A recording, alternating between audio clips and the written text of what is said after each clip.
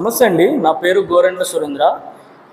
గత 10 రోజుల నుంచి ప్రొఫెసర్ నాగేశ్వరరావు గారి గురించి అయితే కథనాలు అయితే వింటున్నాం అన్నమాట.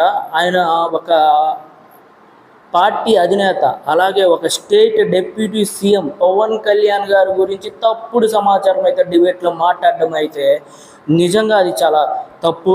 ఎందుకంటే ఆయన మాట్లాడడం కూడా ఆ రోజు తప్పుడు మాటలు మాట్లాడి ఈరోజు వచ్చి నాకు కొంతమంది తప్పుడు సమాచారం ఇచ్చారు, అందువల్ల నేను అలా మాట్లాడాల్సి వచ్చింది. పవన్ కళ్యాణ్ గారికి నేను క్షమాపణ కోరుతున్నాననే మాటలు అనేది నిజంగా ఘోరం సార్. మరి మీ ఏజ్ని బట్టి మిమ్మల్ని మేము రెస్పెక్ట్ఫుల్గా మాట్లాడుతున్నాం సార్, అది గుర్తుపెట్టుకొని మీరు ఇంకొకసారి మాట్లాడితే ఇలాంటి మాటలు మాట్లాడితే చాలా బాగోదు సార్. మీకు ఒక క్వశ్చన్ ఇస్తున్నా సార్.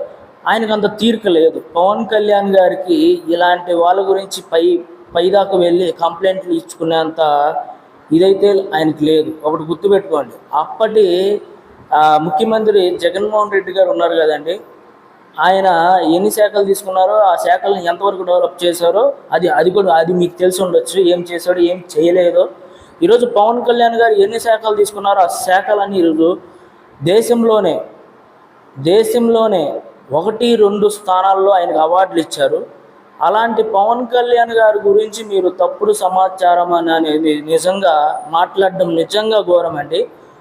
గుర్తుపెట్టుకోండి, ఒకటోసారిగా మీ తప్పుని పవన్ కళ్యాణ్ గారు క్షమిస్తారేమో కానీ మేమైతే క్షమించాం. కొంచెం ఈసారి మాట్లాడేటప్పుడు మీ మాటలు కొంచెం అదుపులో పెట్టుకొని మాట్లాడితే చాలా చాలా మంచిది.